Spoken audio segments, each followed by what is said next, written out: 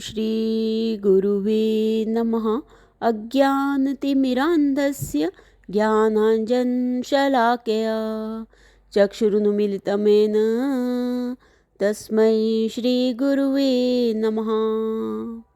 ॐ स्वस्ति न इन्द्रो वृद्धश्रवाः स्वस्ति नः पूषा विश्ववेदाः स्वस्ति नस्तारक्षो अरिष्टनेमिः स्वस्ति नः बृहस्पतिर्दधातु।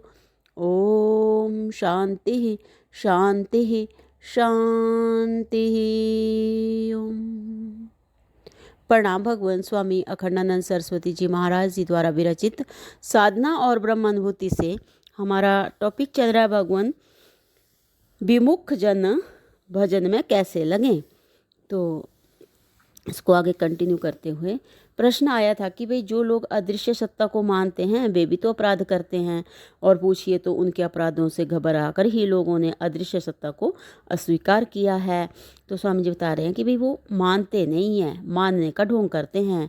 उनके दुराचरण को छोड़कर पवित्र और उपयोगी सिद्धांत का त्याग उचित नहीं है। जिस प्रकार ईश्वर को ना मानने वालों को प्रेम से समझाकर ईश्वर के भजन में लगाना चाहिए, वैसे ही उन अपराधियों पर भी सत्य सिद्धांत प्रकट करके ईश्वर की व्यापकता और न्यायशीलता समझानी चाहिए। तो आगे इसी के आधार पर अगला प्रश्न है कि भाई वर्तमान काल के नव शिक्षित प्रायः इसी मार्ग पर जा रहे हैं।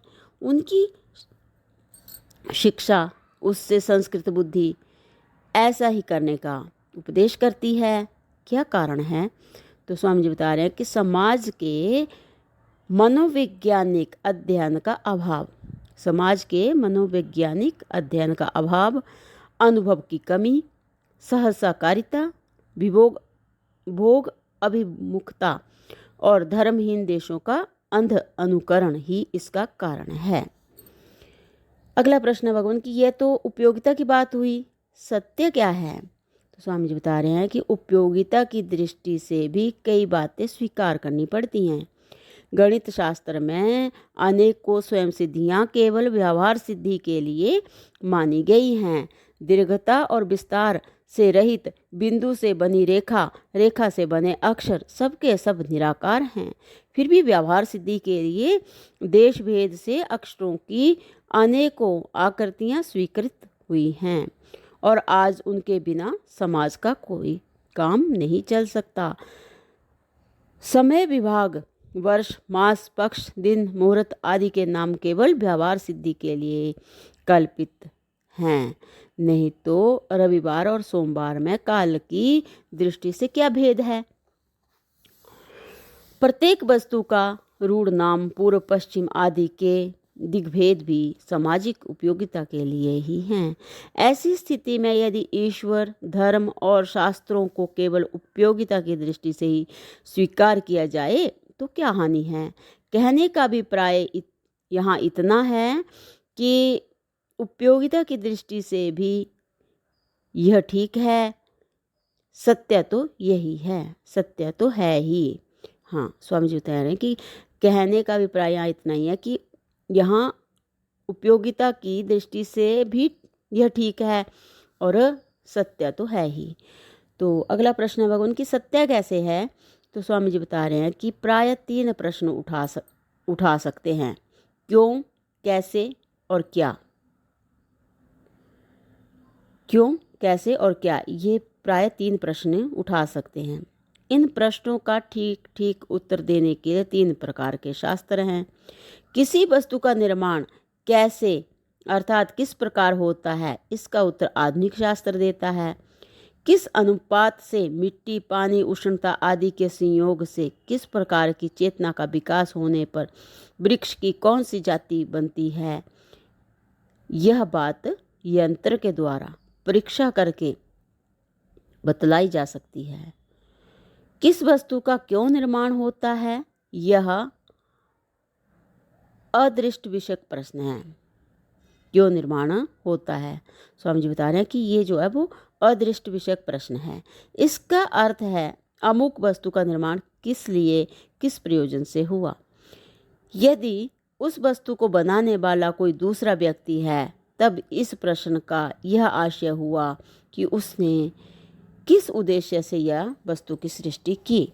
यदि वह वस्तु स्वयं बनती है तो वह क्यों बनती है, उसके बनने में प्रयोजन क्या है। क्यों का अर्थ कारण विषयक जिज्ञासा भी होता है। किसी वस्तु को किसी विशेष या सामान्य रूप से क्यों स्वीकार करें, प्रश्न है, अर्थात उसके स्वीकार करने से क्या हानि और क्या लाभ है। तीसरा प्रश्न है क्या, अर्थात उस वस्तु का स्वरूप क्या है। तो ईश्वर सत्य कैसे है। तो अब इस बात पे स्वामी जी बता रहे हैं कि प्रश्न है कि भाई ईश्वर सत्य कैसे है। तो स्वामी जी बता रहे हैं कि भाई प्रश्न तो तब बनता जब ईश्वर कोई स्थूल वस्तु होता और यंत्र के द्वारा उसकी परीक्षा करके उसके विशेष विशेष तत्वों का विश्लेषण करके बताया जा सकता। जब ईश्वर अतीन्द्रिय, एक रस और स्वयं सिद्ध है तब उसके संबंध में यह प्रश्न कैसे उठ सकता है कि वह सत्य कैसे है। ईश्वर का यदि कोई कारण होता तब भी उसके द्वारा प्रकार भेद का निरूपण संभव होता। वह समस्त कारणों का कारण है, इसलिए यदि अशक्यता निरूपण करना ही पड़े तो समस्त कार्यों के कारण के रूप में और कार्यों का रचना कौशल अत्यंत विशिष्ट एवं बुद्धिमत्तापूर्ण है। इस प्रकार के तर्कों के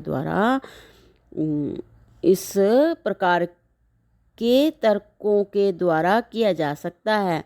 यह विज्ञान शास्त्र का विषय नहीं है। तो आगे स्वामी जी बोल रहे हैं कि जहाँ विज्ञान मुक हो जाता है वहाँ पर जो है वो तर्क और न्याय अथवा दर्शन शास्त्र के द्वारा उसका निरूपण किया जाता है। तो इसको विस्तृत व्याख्या भगवान हम अगले सत्संग से लेते हैं, ये क्यों, कैसे और क्या की। प्रणाम भगवान। ओम शांति ही शांति ही शांति ही। ओम।